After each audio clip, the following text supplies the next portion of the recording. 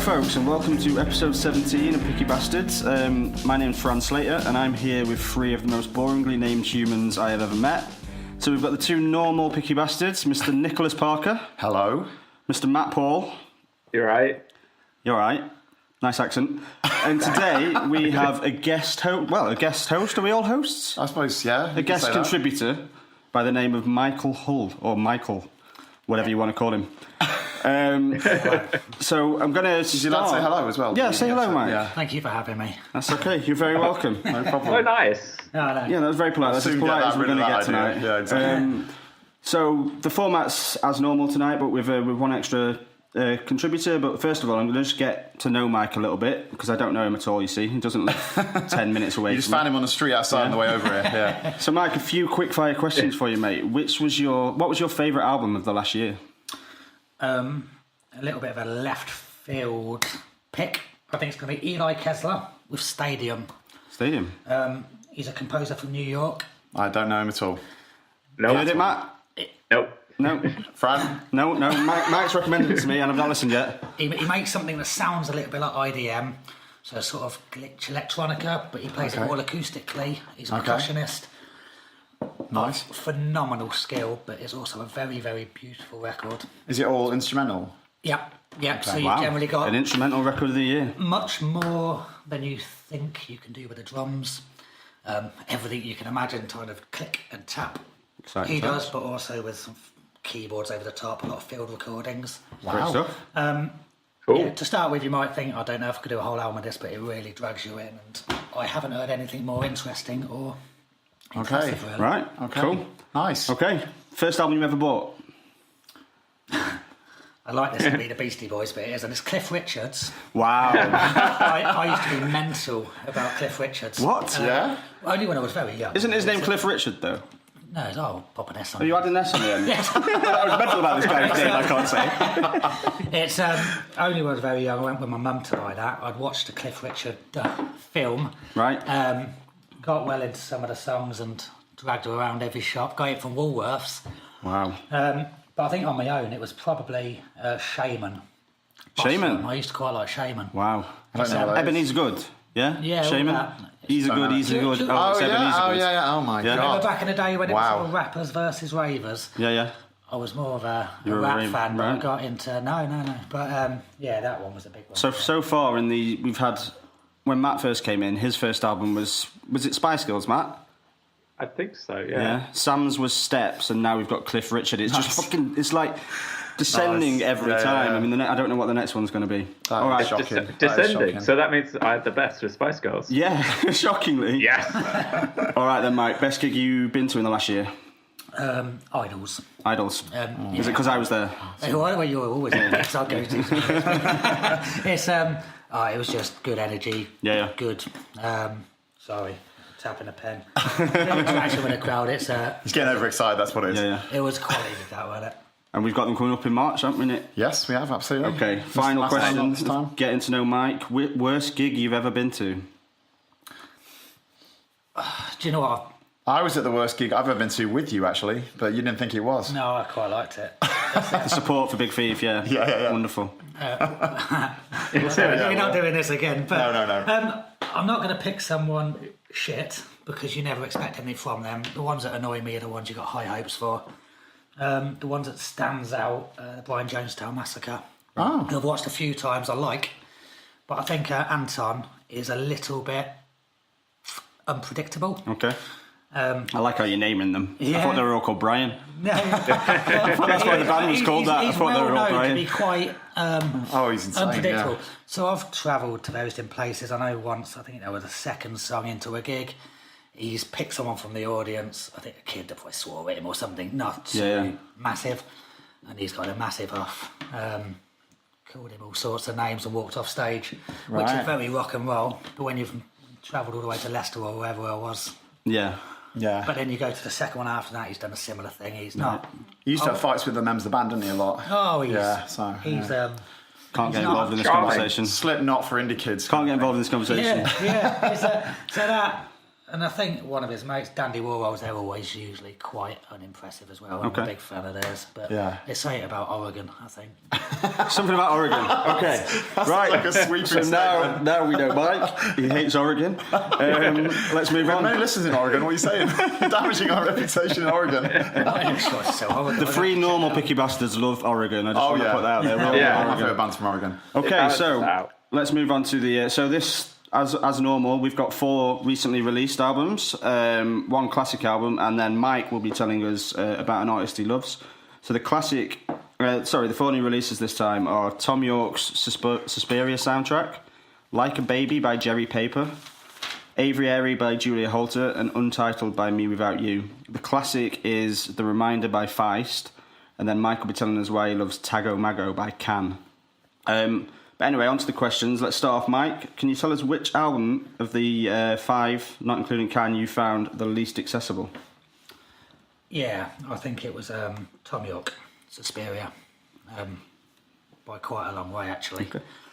I think musically it's always going to be difficult, whether you like the sort of music or not. It was quite dark, drony, ambient music. But even if you are into experimental, or very atmospheric music, I think the album came with a lot of problems, mainly because of the soundtrack and the vast majority of the songs are really, really, really short in length. 10 of the songs on the album were under 2 minutes. He's done his homework. Yeah, I did add them up because I think the problem with that is I quite like dark, ambient, atmospheric music, drone music, but I think sometimes you listen to Godspeed You Black Emperor or Scott Walker or any of that kind of music, you get 10 minutes in length per track and it gives the tracks time to grow and you can explore them. When they're 1 minute 10 seconds or something, you don't really get a chance to get to know the track, and then it's on to something else similar but different, and I find that very, very tiring. There's some beautiful, beautiful tracks on the album, but not enough to stop it from becoming quite boring and tricky. Wow, boring. And bearing in mind, I don't think boring is a word you can use here. I don't. He's allowed to use the word boring. I just want to be clear. He is allowed to say boring. You're allowed to say boring. I don't think there's a bad piece of music on a whole record. Yeah. But there's a lot of very short tracks, and you can't commit to anything on there apart from how many? 6. Yeah, I mean, there's 6 that stand out. I think 5 or 6 that stand out as actual songs. But shall I jump in at this point? Yeah. Why don't you? I'm very. So, wondering how objective you're going to be. I mean, on the subject. this is honestly.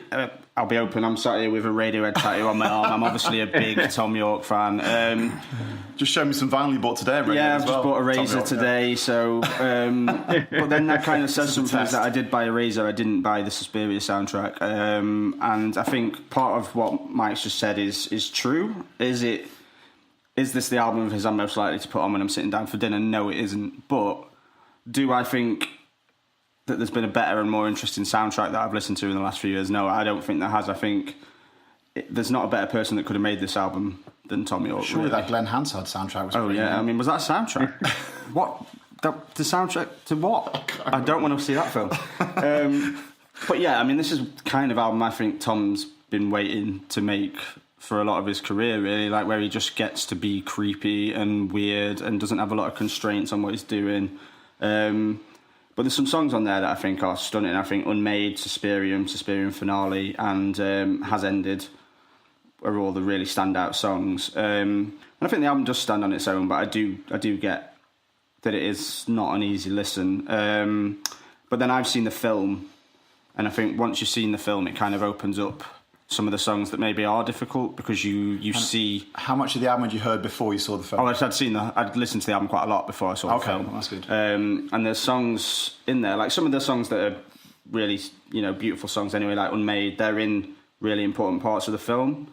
But there's a song called Volk and a song called Olga's Destruction, which are very much in the really important parts of the film. But when you hear them as songs, they're obscure and weird. But when you see them in the film, so yeah, I mean it's an incredible soundtrack, and Tom's shown again that he does things better than a lot of other people. But yeah, I'm gonna say it's not an album I'm gonna probably sit down and listen to that regularly. But it's got some stunning songs on it, and it's certainly not boring. I'm not having the word boring. It's not having it. It's not having it. You're going to retort? Yeah, I will quickly. I thought Vogue. I haven't seen the film. I thought Vogue was the best track on the album. Yeah, Vogue's good. Possibly. And I do think if you separate the ones we class as traditional songs away from it, we've got a fantastic Thom Yorke EP, and there's nothing wrong with the rest of them, but I think they're on there because it's the soundtrack. For the soundtrack. And I think my big negative in a way actually was the track listing on the album. I actually found that it gets to sort of the last 6 songs and there's no more actual songs, and so you're finishing with 6 sort of really obscure. One of them really long, which I can't remember the name of it now, but it's like... It's called, was it A Choir of One? Yeah, and it's like 14 minutes or something. So I think they maybe got the ordering right. And the ordering doesn't go along with the film, which I found a bit strange. But anyway, I mean... Nick, Matt, who wants to go? Matt should go. Okay. I felt kind of a little bit differently and also the same. That makes no sense. Mine's clarified slightly. Well, there are some tracks on there that I do like, and similar. Like I actually wrote down that I think if I listened to an EP of just the tracks that were interesting and had any length to them, then it would be an interesting Thom Yorke album or EP. But I also think it's hard to judge without the context of the film because I didn't watch it. But I didn't think for like a kind of scary, suspense-filled film, which I'm assuming Suspiria is, he didn't do anything that different or special compared to some other scores. Oh, maybe. Franz goes mush on now. He looks I miserable. I think maybe like the point you're making. But the film, if you see it, so the film's about a dance school that's kind of run by a coven of witches. Yeah. So it's more bizarre and weird than it is creepy. And actually, when you see it in the context, I mean, I'm the only one who's seen it, so I can say this as a fact. Oh yeah. When you say it in the context, it works. It really works. But, okay. Well, I was actually expecting the music to be weirder. That's why I thought Thom Yorke was there, is to really, really push the boat out. What did you want? I don't know. I wonder if what he wanted was you know the soundtrack for There Will Be Blood that Johnny did. That was weirder. I think. Yeah. That was much weirder. I'm not talking about this album. No, I'm just incidentally that album was weirder. Well, Johnny Greenwood is a superb soundtrack. Yes. That was a good maker. soundtrack. Yes. Yeah, I think even listening to someone like Trent Reznor's soundtracks, he does lots of things I wouldn't expect from him. But always in keeping with the movie he's helping with. And so, but I was just expecting something really, really kind of out there, and it wasn't. And it's the tracks that feel like proper tracks. They're really good Thom Yorke songs, but it didn't feel like a special soundtrack to me or anything like that. Okay. Well, you don't feel special to me. You know the hooks, I think... Is that a track? First main... Yeah. When he's like sneezing in the background and everything. That did scare me. Yeah. I had my earphones on. I was walking back from Rochdale bus station, and it did unnerve me. I think it's a creepy song. I think it's a creepy album as well. Screaming and scratching, and I thought, Jesus, this is going to be a heavy-going soundtrack, and indeed it is, in a different way to its start. I think it's watch big, the film. Isn't it? It's massive. Watch the film and then see... Actually, when I came out of this... Because Kirsten had heard me, my girlfriend had heard me playing this album in the kitchen when I was cooking, when I was... Well, I would listen to playlists, and she just... she knew what it was, and she kept commenting on how weird it was. And then when we watched the film, and she came back, actually... There's a couple of the songs like that. Olga's Destruction is in such a creepy, weird moment of the film that it actually takes on a new life once you've seen the film, I think. So I do think it's really worth watching. It's a good film as well. I was definitely creeped out by the soundtrack. I just was... Yeah. I don't know. Not I was weirded out as well. Yeah. All right. Well, I'll come and shout at you next time you're listening to it. Really loudly in your face. Nicholas. I had actually heard, this is an aside really to my comments, that Thom Yorke really wanted to do this because he really was not exactly jealous, but really felt that Johnny had done such good soundtracks that it was his turn. He really wanted to make sure he had done a soundtrack. I think it's always something he's wanted to do. Yeah, he's always wanted to do, and I think that's quite interesting in the context of how it's turned out, because and what Matt's saying as well, because Matt's implying that it's a bit more of a... It's not as experimental as it could be. It's not as weird as it could be. It's doing what is expected of him to do a weird, slightly creepy You know, just that it's not really breaking boundaries. Anyway, so I don't know if that feeds into everyone else's comments, but so for me, I'll give some context and say that I am a big Thom Yorke fan, a big Radiohead fan as well. I haven't actually got a tattoo of him, but I'm still, I'm a big fan. I'm not quite as obsessed as this guy. That's true. But yeah, I'm not quite as obsessed as this guy. But no, I do really like him, and a lot of his work has been extremely affecting to me over the years. He's come into sort of conflict with a genre which I have a huge problem with, which is the soundtrack, the album soundtrack. Now, I obviously love a lot of movies which have great soundtracks in terms of the audio that runs with the film. I've not seen this film yet, but to me, this is a real test of whether or not you can make a good soundtrack, because if you can get Thom Yorke on board and make something that matches up well without the movie that's meant to be associated with it, then you've done a really good thing. I don't think this pulls that off, frankly. The album, as a couple of you said now, is massively too long, and honestly, it's too long. It's self-indulgent in a way, indulgent in the sense that if you're going to have 25 tracks and some of them are so short and fragmented, you end up with a lot of dross that doesn't need to be there. It's an EP's worth, several people have said, it's an EP's worth of material, not an album's worth of material. Now, the problem is, and that's not Thom Yorke's fault, the genre, it seems to me, from the ones we've done in this podcast, to be run every single time somebody in the set drops a paperclip, record it and put that on a track on the album. I don't understand why they need to do that. I do think that's a decision songs. they don't need to do that, do they? I think this could have been 8 songs shorter. Yeah, and it could have been a better album. It would be I'm not massively better if they did that. So I want to see the film. I like this tone of the music in general. I did think, and this was slightly frustrating, that the single, which I really liked, which is the actual title track. Experience. Yeah, sounds a lot like a track off White Chalk, off PJ Harvey's White Chalk, which is an album I absolutely love. So I was a bit conflicted whether that was a good thing or not, because it was to the point where I sort of felt like, wow, I feel like I heard this like 8-10 years ago from PJ Harvey. Is it just the same? But then again, it is something I really like, so I'm conflicted on my response to that. I think it's interesting when you say that, because that's something that comes, because obviously being a massive Thom Yorke fan, like I said, bought the Eraser today. Every album, his solo stuff before, it stands out from Radiohead in the way that it's more electronic.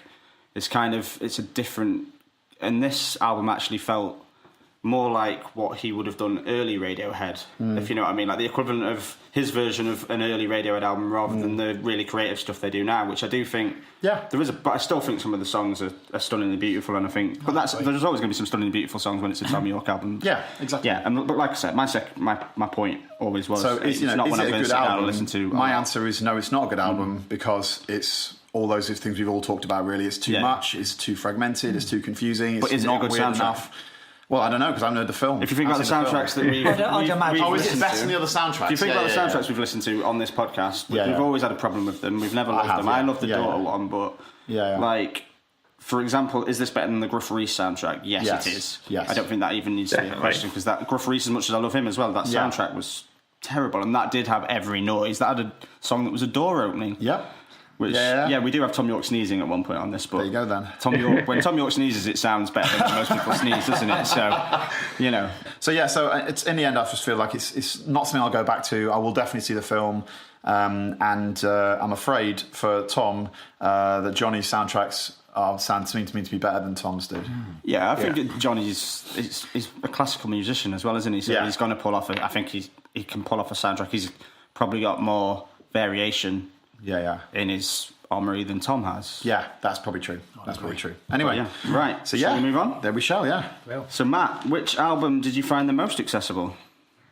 So I'm going to say Feist for this, and I'd be really surprised if any of you thought differently, because it's a really like tight album that features track after track of just really catchy pop music, but it also still manages to maintain like poignancy and have like relatable moments within the music, and it doesn't really dumb anything down like some pop music can. And really, I thought after listening to it a bunch as a pop album and as this kind of single unit of music, it's really up there in like some of the best pop albums I've really listened to ever. Really? Wow. Yeah. And when you say pop album, do you mean like, say, when Sam was on a few months ago, he would define that as like Robin and like real chart music? Is that like Lady Gaga? No, I think pop's a bit. How do you mean by pop? That's why I nail that down a bit. Something that will do well in the charts, essentially. Popular something and accessible, I suppose. Yeah, what pop means, isn't it? Yeah, and so by that definition, the fact that it's accessible is not really surprising. No, necessarily. And the other thing, I think I felt similarly to how we talked about Black Sabbath. I didn't realize I knew this album, I knew this album. It must have been completely ubiquitous when it came out without me kind of realizing. Because I thought I knew like some of the tracks, but like everything in it, I feel like I've heard like 100 times before, and not necessarily in a bad way. I still like really enjoyed coming back to it and revisiting it, and just re-listening to all of like kind of the diversity within the album as well. Because again, for a pop album, it had a lot going on, and it was really interesting. There were some really like intimate moments and some much bigger moments as well. I also really liked the way it was, I guess, produced, because it did feel very intimate and very much like you were there with them, and it didn't feel like it was super clean. It just felt just very real the entire time. Nice. So yeah. Mike? Curious, you guys. Go for it. I agree with a lot of that. I thought the production was beautiful. I thought the arrangements were fantastic. Everything felt quite stripped back and spacious. I think she's got a beautiful voice. And I think the songwriting's all there. It's got all the makeup for a great album. But It's going to be a long pause. I did enjoy it, but I wasn't mad about it. As beautiful as her voice is, it can grate on me, and that can ruin songs for me, because when she does the sort of more sort of folky tracks, like is it The Park? Yeah, The Park. It's genuinely lovely, and then at the end she starts doing this wailing type of thing, like she really gets a bit carried away with herself, which is quite soulful. There's nothing wrong with it technically, but it just ruins the sort of the vibe for me a little bit. There's little wrong with the album, but I don't think it's quite for me. It didn't blow you away. I think it sort of prances around the middle of the road category, or the easy listening, should I say. It does that, and you can't argue with that. I'm not saying they're going to play it on Steve Wright's Sunday Love Songs. I mean, easy listening's a hard term, next isn't to it? the Lighthouse Family. I it's think easy it to is a good listen to. record, but possibly for me. I'm sorry, but forget about it. Forgettable. Yeah, So we need to say that's fine. That's what this space is for. Yeah, man, so, you don't have to be polite. Don't worry. it's He knows that. Yeah. Nicholas? So it was really unfortunate to me that the first time I came across Feist was on that Apple advert that she did the song for. She did a song for an Apple advert like about 10 years ago. You fucking love Apple. I like Apple products, yes. I don't remember a band that came out of that scene that was great though. You love Apple. I don't see scene anyway, that advertising The Apple campaign. scene. So that was really unfortunate, because I really, even after listening to it quite a lot and recognising her talent as a singer and stuff, I couldn't shake that feeling that I was listening to it in an Apple store all the time. That it was in this super. You do spend a lot of time in the Apple store. Were you in the Apple store I was, when you were listening for to a while, it? looking around. Yeah. It's just sort of silvery, smooth, shiny, clean. Just any words that don't begin with S. Clean.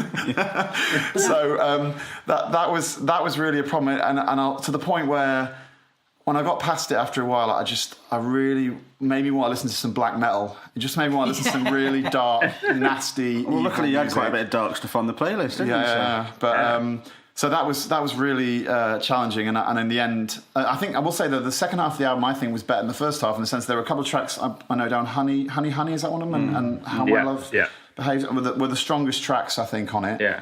I liked both those, and I think she has got a lot of time. It's just. Again, it's just really unfortunate, and I know why.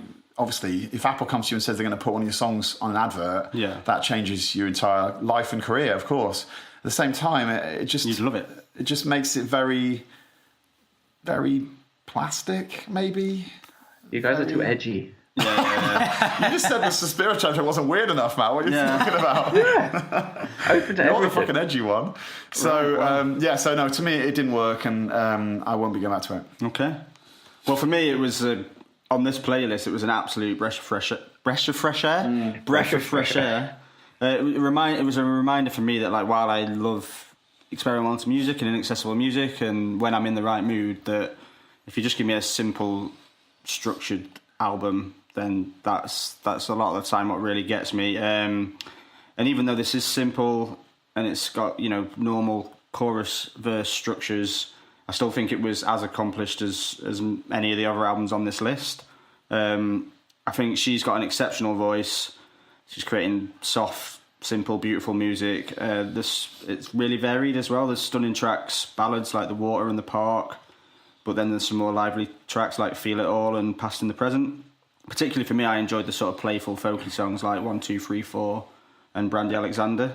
They reminded me of someone called Lisa Hannigan, who's one of my favourites, who Nick will know I'm slightly obsessed with from when we saw her supporting the National in Dublin. But I spent a lot of time with Feist's latest album, Pleasure, last year, because she was headlining End of the Road, which I was meant to be going to, and then I didn't, but never mind. And that's a great album as well, but it's maybe you guys, the Apple guy and Moni guy sat opposite me, should have a listen to Pleasure, because it's a kind of darker, heavier album. It's still not heavy, but compared to this, it's got a darker feel to it, and just again shows how versatile she is. So yeah, I thought this was. I've got to say, I'm not even warming to the title. Pleasure. It just sounds a bit like like wet. It just sounds but like the song that's actually about pleasure, that's called Pleasure, is Right. about sort of quite violent sex. So you know that is your thing. So get in there. Okay, this conversation is over. But yeah, so that's nice. That's nice. You're edgy. You're edgy. Right, okay, so final random question to start us off. Nick, so we've had the least accessible, we've had the most accessible. Yeah. Which album do you wish you'd never had to access? This was very, very easy. Yeah. This was instant, the answer to this question. Can I answer for you? No. Bastard. The Julia Holter album. Oh, wow. Avery. Are you serious? Solid response. It was, Are you serious? to me, it was an easy winner in the category of the most annoying album of the year. Wow. It was far and away the most irritating thing I heard all year. Wow. And there are multiple reasons for that. And the first one is, I absolutely loved the previous album. I thought it was fantastic. It was absolutely stunning. I don't know if any of the rest of you heard it much. We did it on the podcast, didn't we? No, we didn't. Yeah? But okay, yeah. It was Into the Wilderness or something like that. Anyway, Yeah. really fantastically beautifully put together, orchestral, swells. This album, I understand, at least I don't understand, but I assume from the title that she's trying to replicate something that's a bit more cacophonous, the title's Aviary, by the way. Yeah. Trying to find a term that's not pejorative, but yeah, something cacophonous. She certainly achieved that, because it was a lot of the album was unlistenably like a din of just bangs and whistles and whoops. It was so irritating. I just couldn't go through it very often. I went through it. I probably listened to it about 6 times, all in all, and just thought this is all I can take. Once a week. Sorry? Once a week. Yeah, right. That's what I put myself through. I take medicine, yeah. So a good example would be Every Day is an Emergency. It's like a long song. I know you probably got the time down, haven't you, written down for it? 7:45, and I would say the first third to half of that is a total mess. Just a din of just orchestral noises banging over string sections that don't really work. It's incredibly heavy on the reverb, which of course makes it sound like the swells are logically there, but it's just too heavy-handed with that. It's a mess. It's a total mess. So so disappointing after the last album. That also I thought that the actual string sections, as well as being poorly put together, or at least put together in an overly complicated, like jazz-oriented way that didn't actually make for songs. Also, that the tone of them wasn't brilliant. They sounded a little bit synthy to me, which for that kind of music, which maybe they weren't synthy, I don't know, but they weren't recorded well if they were genuine strings. But so yeah, it was an absolute tragedy. Okay. Well, I'm going to jump in, because I think I'm probably a slightly toned down version of what Nick's just, well, quite a lot toned down, but one thing I want to say before I start actually is that Nick constantly tells me that he's into experimental music, and then every time we've had an album on this playlist that's experimental at all, he hates it.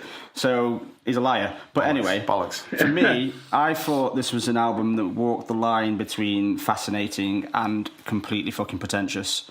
Did I enjoy the album? I did at times, but I also felt like it was a hell of a lot of work. Which, okay, again, that's not necessarily a bad thing. I definitely would have chose this for the least accessible album. But in the end, I do think it kind of walks that line reasonably successfully. It's not an album I'm going to put on for pleasure very often, and I didn't in the last month. But then not all music should be easy, and I think it did okay. But you mentioned Every Day is an Emergency. Yeah. And I think this is where one of my problems came in as well. There was a song called Chaitius, one called Voice Simul, and then Every Day is an Emergency, which were 3 songs in a row. And they're long as well. They were all I over see one 7 was over minutes. 8 minutes, yeah. And they were all completely abstract and obscure, and that was a challenge for me. So I struggled with it a little bit. I kind of think that there was something about this album that was interesting and good, but if I'm going to put a Julia Holter album on, it's going to be the previous one. Absolutely. Because it's just a better album. Wow, complex assessment there. So that's the easy way of putting it. But yeah, Mike? I don't know what Mike thinks though, because he kept his cards close to his chest then when he said, "Fuck off." Well, I mean, it's certainly. I was surprised that you chose it as the one you would have least wanted to listen to. But Okay. All right. I mean, I did enjoy it. I'll be honest, and it surprised me that everyone, or at least you, Nick, hated it so much. I thought it was a very fun album. Fun? And I do think it was challenging. Do you know what it fun wasn't means? easy listening. It was challenging, but I think the thing she has got is melody throughout it. You've got some challenging stuff, but the amount of different, quite beautiful melodies coming from every angle. Continually, the problem is I don't think that sums up the problem to me. No. A melody's coming from all angles at all times. The problem is they're not Sounds like a bin. connected in any way, and that can be quite disorientating. I think we agree And I do about agree with that. It's not necessarily an easy listen, but I think there's so much quality in it. Let's face it, the second half of the album was a lot more pop. If you can get through the third, there's some real songs. Yeah. You know what I mean? Though? Yeah. There's true. some traditionally structured songs later on. Yeah. And they make you realise sort of how difficult the first half was. It's very similar, like not the setup, but the similar feel to this album and the Thom Yorke. Like the same sort of thing as every now and then it's got an absolute standout song and a really interesting moment. Thom Yorke's control of melodies is completely different. I mean, I see what Mike's saying about a lot of melodies, but it's just too many bloody melodies, you know? Too many bloody melodies. It's overwhelming. Where completely. Thom Yorke would have a song with nothing very standout or a song with nothing particularly pretty, and then have an amazing song. Yeah. I think Julia, you might have to get through 3 minutes of the song and then a really unexpected rush of the harmonies, you know. It's right. But it's hard to get that moment where you get a rush when you've been sat there for 3 minutes thinking, why am I listening to throat singers? But Every Day is an Emergency. Yeah. He's going to defend Every Day's Emergency now. I'm not going to defend it that much because I think when you were talking about isn't it mainly bagpipes? Something that sounds very similar to bagpipes. I think it's throat singer. I think that's the throat singer song. There was bagpipes on there, but there was throat singers. It goes on for maybe it could be kazoo, but it goes on for so long, and then it does get very beautiful when she starts. I think, and that's like there's so many bands that do that. It's like a reward for really challenging music. The Swans do it. Yeah. I mean, Swans you have to listen sometimes, especially live.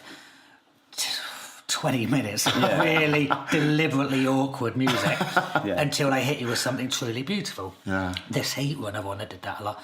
And I think she does that. That's the most challenging on the album, but usually every song will have something of merit. I thought it was a really That's an good interesting album. defence, actually. I won't give it to you for that. That's interesting. But this is where my word of calling it pretentious comes in, because isn't that pretentious as fuck? Listen to me for 3 minutes, chirping. I mean, I like this album more than I'm saying, but I'm just like, listen to me for 3 minutes chirping and then I'll do something beautiful. I'm like, no, I don't want to listen to you 3 minutes chirping, just do the beautiful thing. it's not an easy way, but I quite enjoyed it. Do you know the previous album? Yeah. Do you prefer the previous album?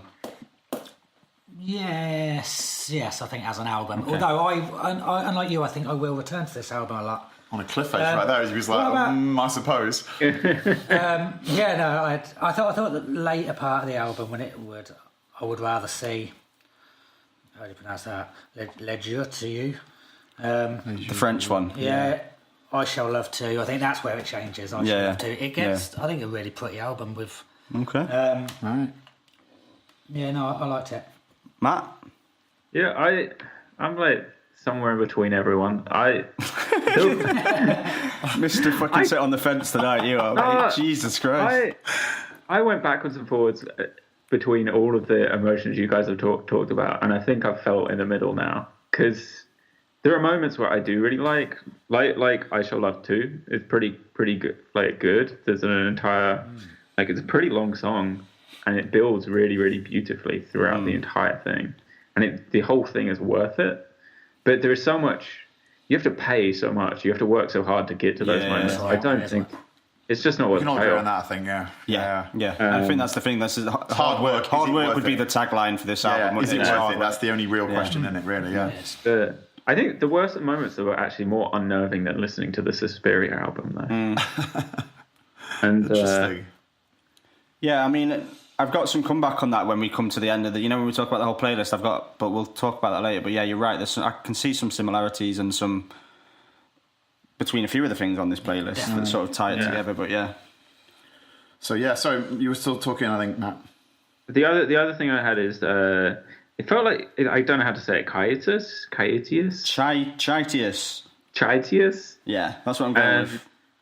It had a bunch of motifs in it that were pretty much taken. Well, they were identical to some These New Puritans. Right. Okay.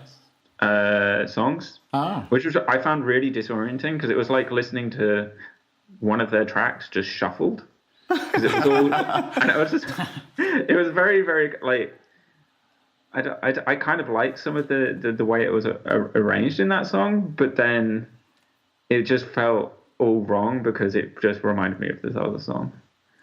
Okay. Well, does anyone know These New Puritans? No.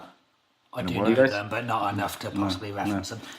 You should check them out instead, because it's interesting. It's I felt that was the theme. Though there's a lot of quite obvious, not as a whole, but you go from track to track and you can hear a lot of quite clear influences in there. Yeah. Or at least a lot of it's quite recognisable. Like explosions, things like that. Birds. It's called buildings being demolished. That's similar. Yeah. Right, okay. Well, we've just listened to Matt, but we're going to listen to Matt again now, because he's going to tell us what he thinks of Jerry Papers Like a Baby. Seems he chose it. So I'm going to guess that this is your least favourite, Fran? The way you've been. You know what? I'll come back to you what I said on it, because it's an interesting one for me, but I don't know if it is. Go on. Given the question, you immediately answer it yourself. Tell me. Yeah. Tell what you thought. Speak. What? He asked me a question. I thought this was it was a breath of fresh air after listening to Thom Yorke. Was it a breath of fresh air though? Was it a breath of fresh air? Dirty air. You can't stop yourself. Just shut up and speak. Yeah, I don't know. I again this album I didn't actually like that much. That's what you need to say, innit?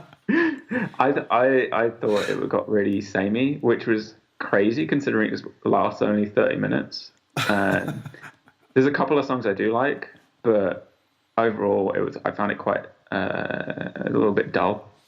Not much really going on. And yeah, I still can't get over the fact I got bored of it after the fact it only runs for 30 minutes. That's a bit of a harsh criticism. But Hollyoaks is only 30 minutes long.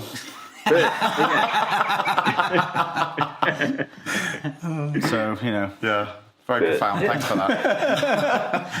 It has a nice dreamy tone throughout it, which I appreciated. You don't have to put it back, he's not listening. Nick. Okay, I thought so Your Cocoon is the opening song on the album. Yeah. And it has some slight sort of pitch bending, sort of off kilter sort of stuff going on. And when I heard that, I thought, this is quite interesting. This could go somewhere. And I think ultimately that was the best song on the album, and it didn't really deliver that much after that point. And I think more worryingly for me, it got a little bit crooner-ish in his vocals, a little bit Arctic Monkeys' last album-ish. This is funny. I thought about the Arctic Monkeys, but I thought you might like this more because you talked about at the time the Arctic Monkeys about it being like if it was a good crooner album, I might like it. This is still not one. No, it's shit, isn't it? So, I would say, I won't talk about its place in the whole playlist until we get to the end. But so I don't have a huge amount to say except that I thought it opened well, but then didn't really deliver anything more radical than that. I thought his vocals were a problem through some of it in terms of being off-putting a little bit. Nothing really remarkable. It was pretty much it passed me by, really. Michael. I love how I'm using all your proper names tonight. It's great. I'm not calling you Matthew yet, though. Yeah. Matthew. That's for when I'm in trouble. Yeah. Not a great deal difference, really. When your Cocoon come out, I did like the sound. I thought this is cool. Like you say, it is sort of croonerish lounge jazz like. Yeah. But slightly warped. And I did feel it fit in with everything else, really. It had a bit of a horrorish thing to it, because you can imagine some crooner playing in a abandoned hotel. Yeah. It had that sort of The Shining feel to it, because everything's slightly, like say, off kilter. I didn't think that Your Cocoon was better or worse than any other song on the album. I thought everyone was good, but it was all quite samey. I quite enjoyed listening to it, but... Are they all as weird as Your Cocoon then? I say as weird, like they're not that extreme. I think they are. Really? I think he's gone with his sound, I felt. He went with his sound, stuck to it. They were all okay, but too samey to enjoy it as a whole album, because it's not so sort of wowish to keep your attention. Right. Okay. Every so often, as a palate cleanser, in between Thom Yorke and Julia, I think, this is all right, you know what? But I can't imagine everything. Get the Jerry vinyl paper on. on. Yeah. Listen to some of that. I saw it today when I was spending my vouchers on the albums I bought today, and I saw it in the... you did? I was like, who's ever going to buy this album on vinyl? Seriously, like, who would listen to this album and think, I'm going to buy it on vinyl? I want to hear Jerry Paper crooning on fucking vinyl. Like, why? What is the... It's just... It's a nothing album. I think the problem is, though, it It's also feels quite Yeah. hip, doesn't it? It all feels quite... Yeah, but it's hip in a way that, like, and, someone who thinks it's a hip in someone who lives in Didsbury and wears red trousers kind of way. It's not hip. In a...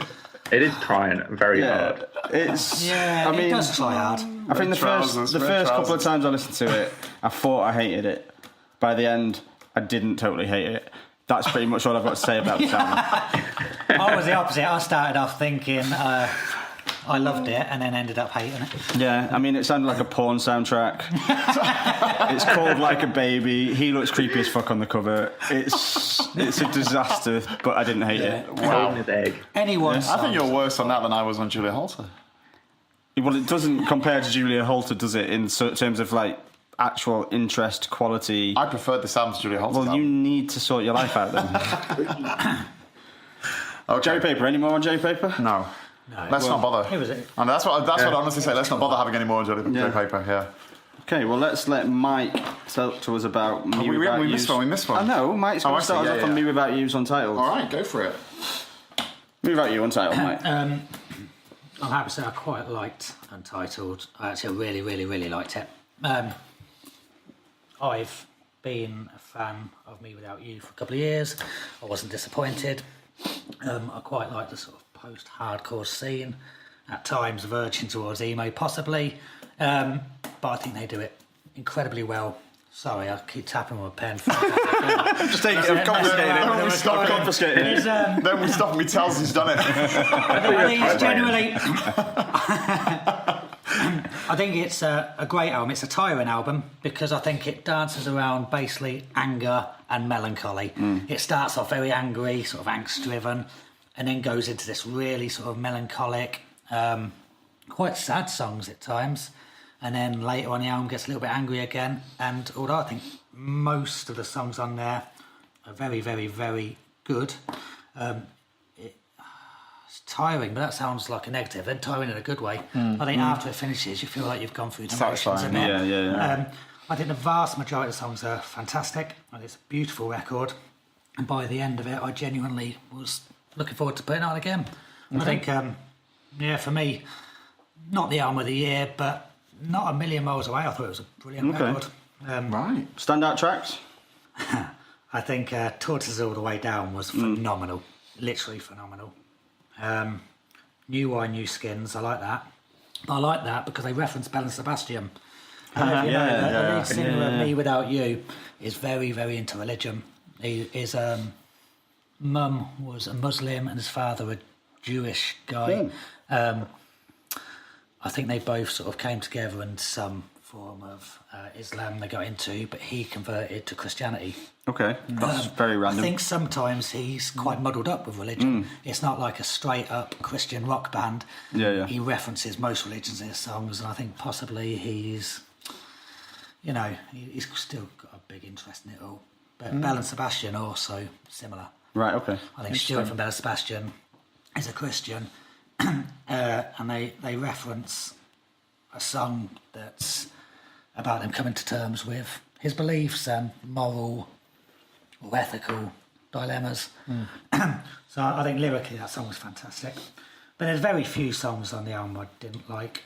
I think Flee the Matador is possibly one of the weaker ones. Yeah. Yes. I don't know what it was. What was it about that song? Weird, well, I mean, weird chorus, man. King of Spain or Queen of Portugal. What are you talking about? What Instantly does that quite mean? annoying. Yeah. And also, was it Another Head for Hydra, the third track? I thought I don't know what it is, but it seemed like something you'd listen to when you were quite young. Maybe too close to the sort of angsty side of things. But apart from them two, I thought it was, from start to finish, brilliant. Right. Who wants to go? I can go. Yeah. I really enjoyed this album. I think it had some real drive behind it. It was packed full of emotion, sometimes too much. But kind of throughout, it was really kind of interesting. And I haven't listened to like post-hardcore for a while, but it was really fun to get back into it with this album.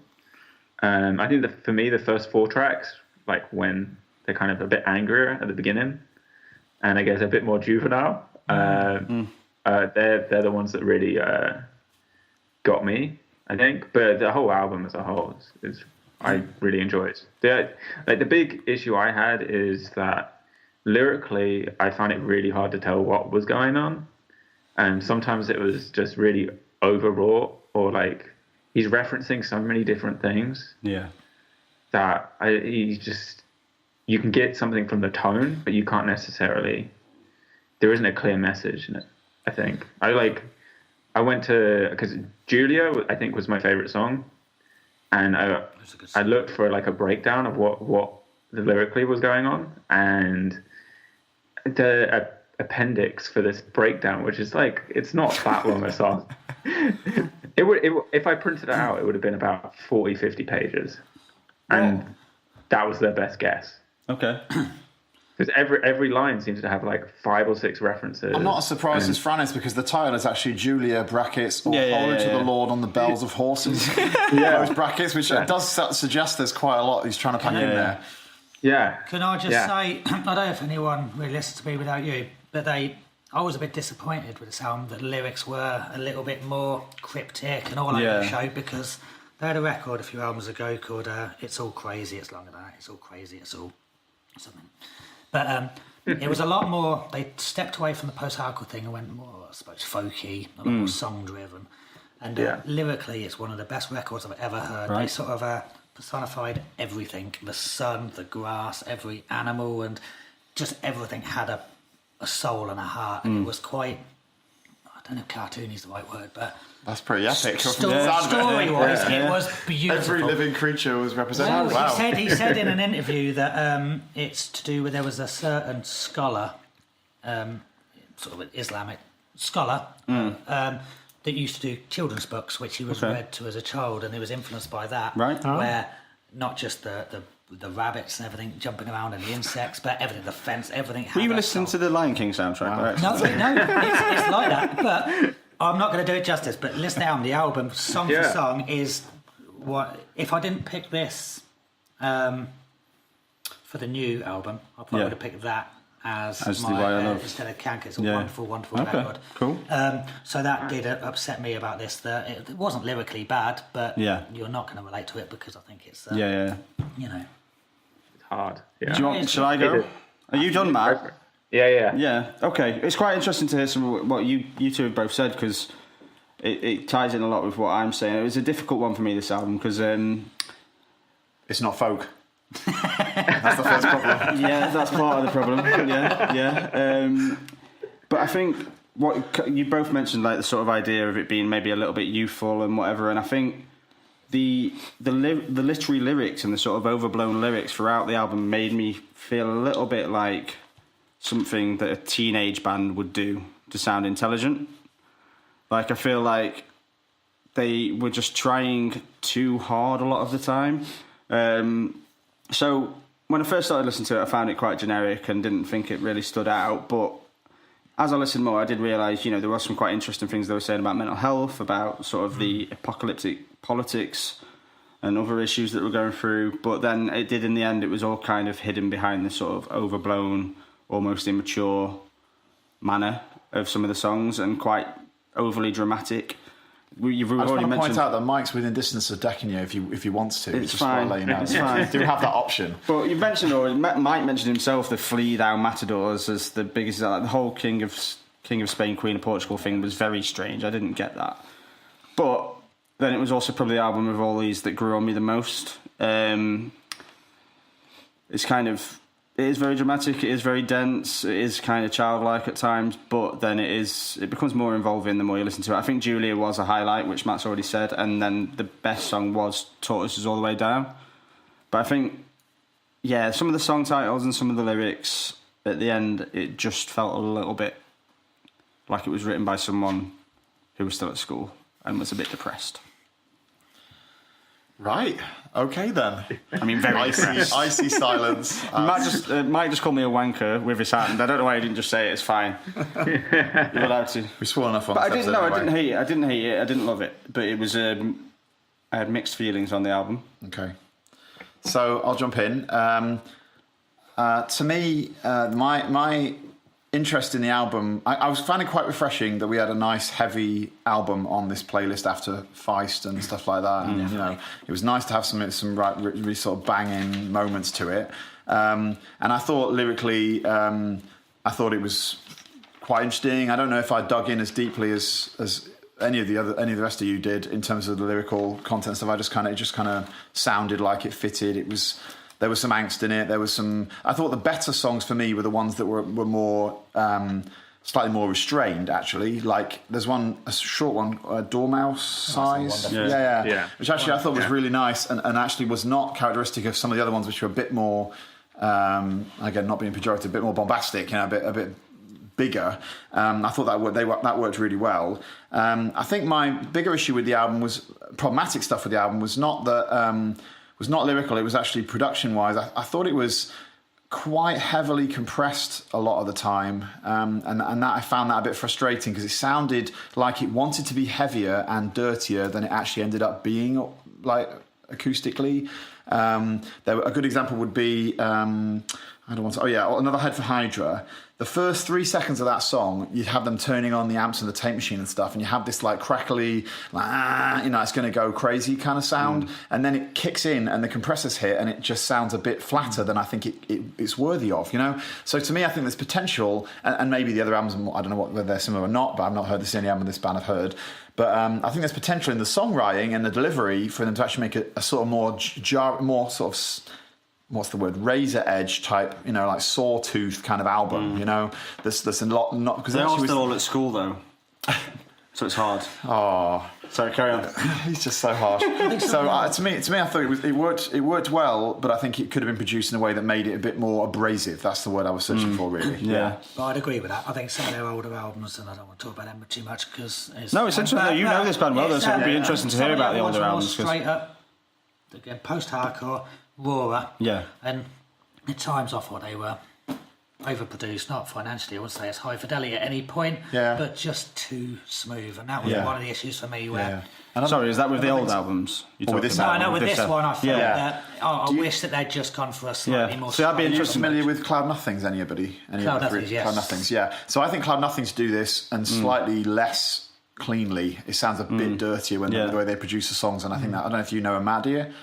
And I've heard of them. Okay. Haven't listened to So them. anyway, that they're also interesting, and they do something a bit dirtier. So maybe that's a reference point. But yeah, anyway, you were going to come back with something, I think, were you, Mike? No, not necessarily. Okay. I think that's one of my... I didn't think it was a fatal mistake, but I do sort of prefer rawer music. Yeah. The guy that produces, I can't remember his name, I didn't write it down, but he's done work with Lauryn Hill. Right. He's fairly, and again, is that the right man? That's exactly right. And that's the thing. I think there's a goal sometimes, which is actually to make a polished rock album that's more radio friendly in some respect, whatever that means anymore. But I think that's something that they've fallen foul. So I don't think it was a mistake. I think they consciously, or the producer consciously, chose to make an album that sounded like boxed, like some of the guitars, and even though they're distorted, were like boxed off with those compressors, and that's a problem for me. Yeah, definitely, because there are the more raw ones, but when it gets to things like Winter Solstice, which is one of the better songs on the album, it is very clean, isn't it? Yeah, it's for a heavy song, possibly made to sing straight on the radio. And, but then the lyrics aren't made to go on the radio, are they? I mean, I found it quite jarring, that sort of... Yeah. For me, the literary sort of lyrics with the type of music we were listening to, which is why I'd be interested to hear some of the earlier albums, because I did... If the lyrics were different, I think I would have enjoyed this album more, but I couldn't get past the sort of mythical sort of... See, I thought the problem is they were quite ignorable. They're sort of so all over the place, and like you said, Fran, some mental health stuff, some post-apocalyptic stuff. There's loads, as always, of religious stuff mixed in with it. There's nothing to grab onto, so you sort of concentrate on everything but the lyrics. Yeah. So I didn't think, Jesus, you're immature, but more, I wonder what he's shouting about. It wasn't a problem for me. And same as the production wasn't a massive problem. I thought it was a great album. All right. Right. So before we get into the Why I Love, do you want to just get quick comments on I the think playlist we as a should whole? wait till after the Why I Love This time, actually, because I think there's some things that tie it all together this time, personally. So I would like got a to master plan. hold it till after, if we can. Amazing. He's So let's let Mike tell us why he loves Tago Mago by Can. I want to just back up and say I know absolutely nothing about this band at all, so whatever information you give would be very helpful. I'll give you a quick summary, maybe. Good. It's I've always been... He's got another pen somehow. Where did that come from? He's got like a hammer, he's like banging on the table. Brilliant. I've always been quite into the music of the bands that were coming out of West Germany in the late 60s, early 70s. It was a time for massive experimentalism, like ridiculously so. Can were one of the I class as one of the leaders of this. I think generally speaking with krautrock, it's generally called for good or for bad. Krautrock. It's I think racist. it's generally accepted. That's fine. I think it's one of the points in music that it didn't sound like anything before. For me. Can you tell what year this was? Or, you know, 1971. 71, Tago Mago. right. Okay. But I think rock and roll's always sort of, since its conception, had its roots in rhythm and blues or the blues. I think most krautrock bands were thinking to space, they didn't want them roots, I think, possibly because of Germany's history, they wanted something completely new. Can, this isn't their first album, it's their second studio album. The first one was slightly more psychedelic. It was made from people that were generally from classical or classical avant-garde and jazz backgrounds. Because a lot of the music was around in the late 60s, the first one was a little bit more psychedelic, but then they decided to flee the nest and go for something that at the time had never been heard, and I'd argue nothing like Tago Mago has ever been heard since. Before going into the songs, I will say this album was recorded predominantly in a castle, a 15th century castle. Wow. Unlike most bands that write their songs, go into a studio with limited time, this castle was owned by an eccentric, very, very rich man who gave them as much time as they want. I think year. Huh? Not of serious writing, but just taking a lot of drugs, as you can imagine. A lot of drugs. And most of it was just jamming, just jamming, and they were recording so much. They ended up with hundreds of hours of music, and field recordings, and just a bit of everything. So they had tons. I mean, it sounds like the album isn't actually that long, given 7 No, songs. they didn't pare it down Yeah. significantly. They really pared it down, yeah. Wow. Democratically. Okay. I mean, Shukai and Schmidt from the band, they were students of Karl-Heinz Stockhausen, that was a really big figure in classical avant-garde until recently, actually, for decades and decades and decades.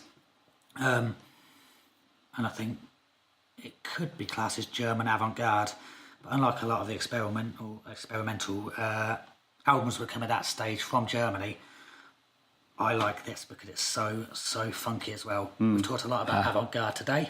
Yeah. And the difficulty with it, whether it's actually still listenable. I think, let's talk about it as an album of two halves. The first half is extremely funky, but so influential. The whole album, this is actually, it's unreal. This went on to influence David Bowie. Certainly a lot of the appeal for the post-punk movement. Dance hip-hop, it was a huge movement. Right. Brian Eno was a follower. The Fall, it was hugely influential. And I think you can tell that from some of the first tracks. PayPal's and Mushroom, it sounds predominantly post-punk. Certainly Mushroom, and that was just under 10 years before that would come along. I like the fact on this album, every song's very, very different in itself. Oh Yeah, I think it's one of the best tracks I've ever heard. I'll put that down right now. I think it's just never got boring for me. It's a wonderful track. Now, like we were saying about Julia Holter, the album does have its difficult points, which I'm sure everyone's talk about. Hallelujah is still that's another cracking track. Now, one of the ones that is more challenging, Is that how you say it? Yeah, Okay. it's another sideline track. AUMGN, that's how I spell it, yeah. AUMGN. Omgren. That's what I was going to say. Hallelujah is nearly 20 minutes, but I think I'd imagine no one alive that likes music would dislike a track. It's so funky. It's a wonderful track. But is a difficult track, which I think does pay off. And I'm not going to talk for ages. I want to open this up and bring it back to me to tell you you're wrong. I think that's actually in the top 3 tracks of the album, up there with the standout tracks, that pays off so significantly by the end. I'm not going to talk about Peeking Out or Bring Me Coffee or Tea yet, but certainly the first 5 tracks, I think. So you said there was 2 halves, is that what you were... Yeah, I think... So the first half is more what? Funky side? Funky is not necessarily funky, I know I'll probably say it, more classically structured in a way. Okay. I will say also... But even when I know it sounds perhaps right, I think it's always important to keep in mind that what it what it sounds like now is vastly different from what it would have sounded like when it came out. Sometimes when you get people listening to the Sex Pistols for the first time, they go, it's fucking boring, man. And you think, because you weren't there. Same as everything's sort of copied it so much, and they've been copied. Yep. Maybe it's lost power. I don't think that's the case for Can, but they were so influential. For instance, Jackie Liebersy, he's a drummer, he's one of my favourite drummers. He essentially invented the motoric beat, which you can hear through post-punk and most psych. It's that dum dum dum dum dum dum dum dum dum. You know, the very machine-like, very soulless, nearly industrial drum beat that now we're so used to hearing. At the time, it was unheard of. And they were using equipment. I mean, it's 1971. I think we need to keep highlighting it. It's 1971. It's very real. It's a long time ago. Peeking O, you hear a drum machine. They're one of the first bands to use a drum machine or I did think that was pretty incredible. Drum machine. Even though I didn't know exact year, but I knew it was old. Synthesizers. It was new. It was music that had never been heard. It was so avant-garde. Unreal, you know.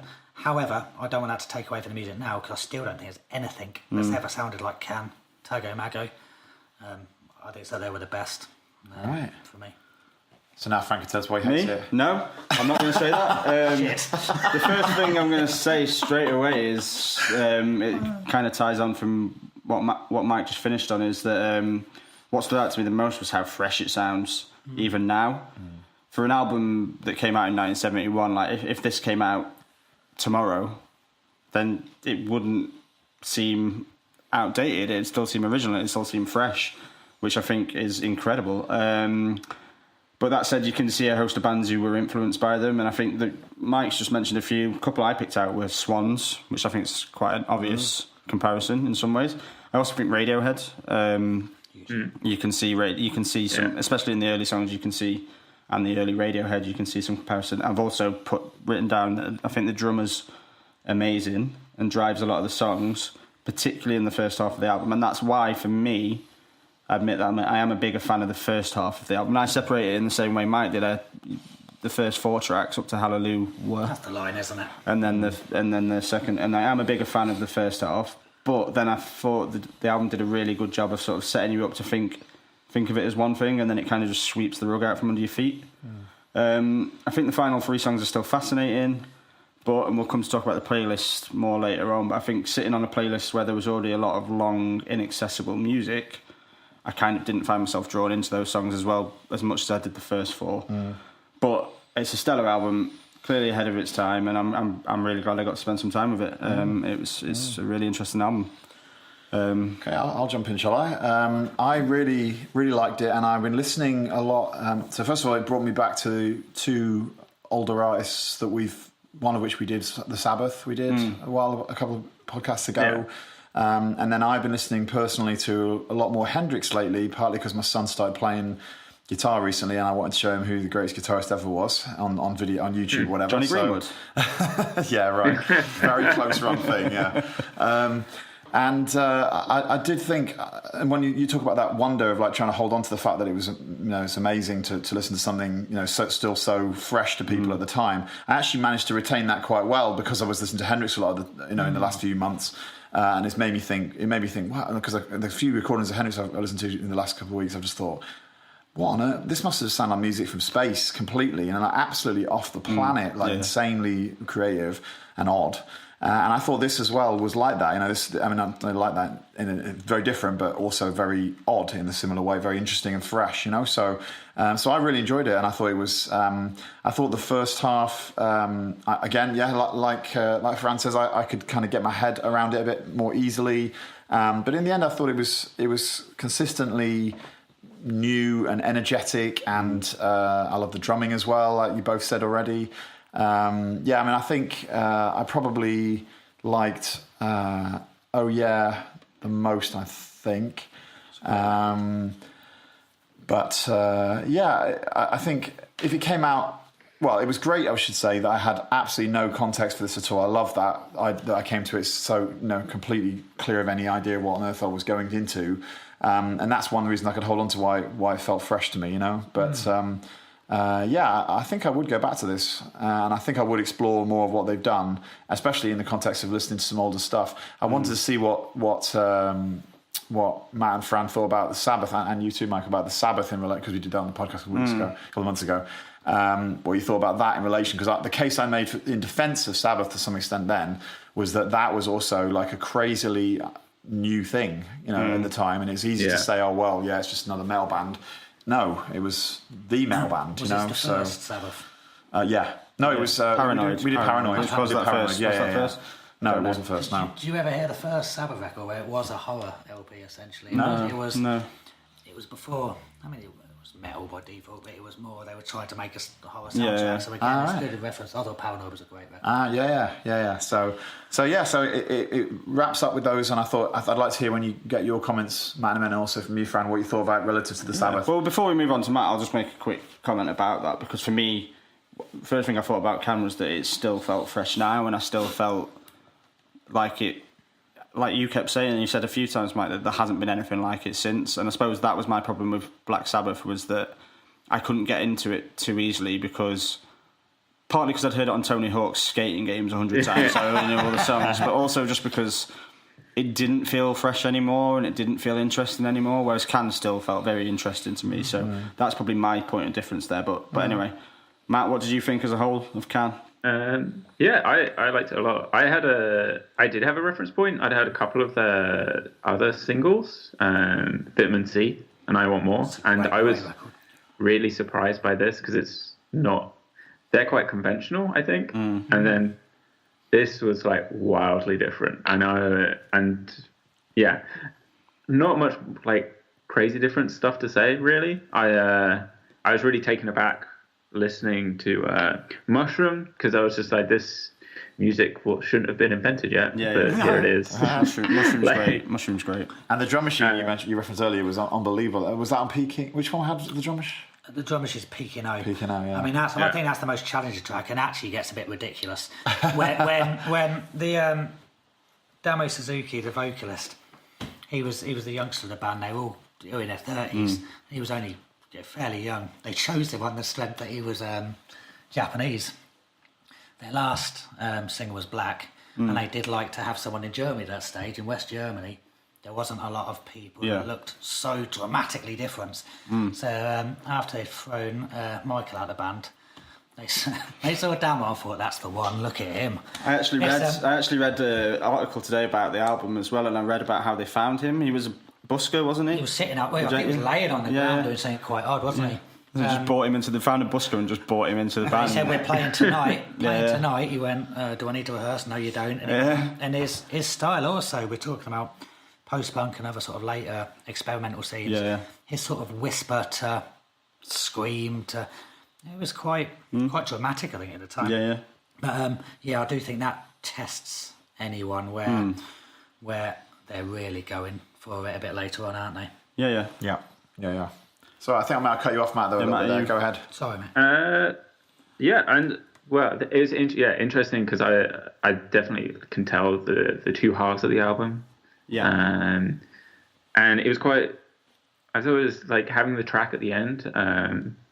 What was it? Bring me tea and biscuits or coffee or tea. Yeah, that one.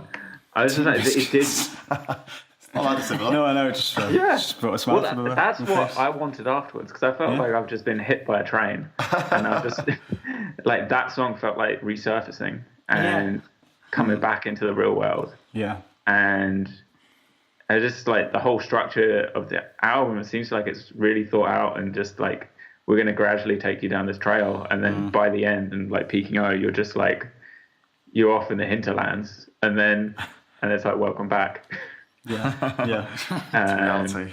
Yeah. But I'm really curious, Mike, when you listen to this album, because when do I or when did you? Yeah, or like when do you, or like what time of time of day, or do you like put yourself by yourself, like on your own, and put your headphones on, or? Yeah, I mean, I do generally listen to it on headphones or on my room. I think a lot of it is isn't that challenging. I know it's got some really avant-garde stuff later on.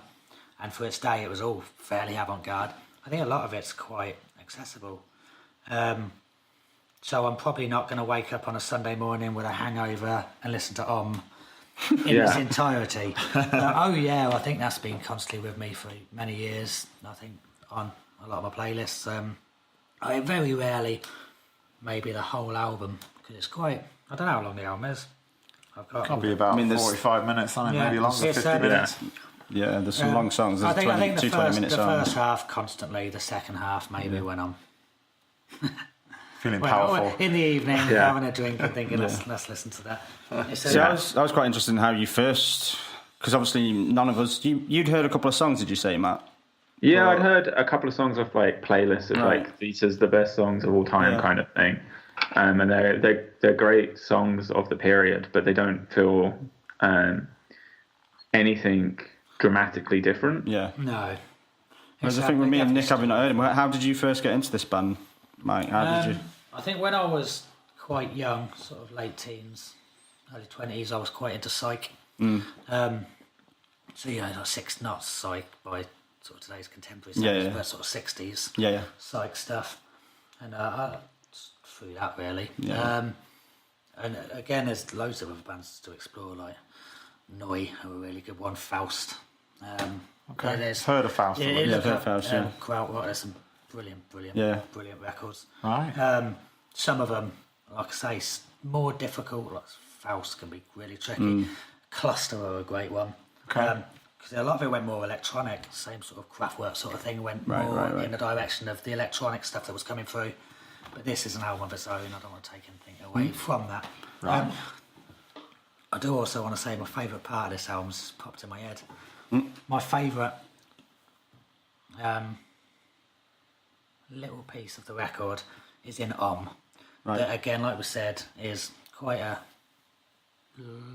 longish song, quite challenging maybe when you first listen to it. Although I do like the beginning where I think it messes with time and space a lot. There's not Jackie that usually is drumming really drives the whole record. Like I think everyone said, it's absent, and it's just these noises nearly in the dark at different distances or different places within the mix, and it's quite disorientated. But when he starts, I think 4 minutes from the end, he goes mental. Like it's one of the most exciting things I've ever heard, where he just goes beast mode. And flipping heck.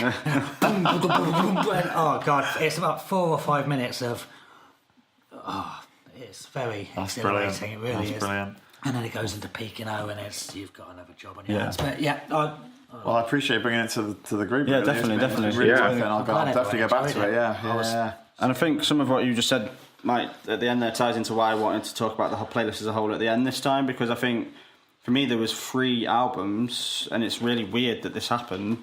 I mean, we talked last time, we had the really soulful playlist, didn't we, with things like Moses Sumney, Erykah Badu, I can't remember what else was on there, but it was a very sort of No Name. Yes. This time, this has probably been the most, for me, the most inaccessible playlist we've ever had, the hardest playlist, the one you've had to spend the most time working on. And I think the Thom Yorke, the Julia Holter, and for me the second half of Can, even though I really got into that, they all sounded like they could have been the soundtrack to Suspiria.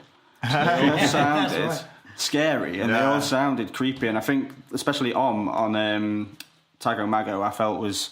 It's got serious links to they all Suspiria, really linked together, and it was just because when I listened to Thom Yorke, and you've heard how much I love him, but I was like, wow, this is a really obscure, difficult album. And then I listened to Julia Holter, and I was like, wow, this is... And I just couldn't believe that we managed to somehow get those 3... And then, I mean, Me Without You, obviously not the same level, but also took a lot of work from me to get into because of its... Yeah, it's a different kind of obscurity. Yeah, the sort of juxtaposition of the lyrics and the music, and so I just thought it was...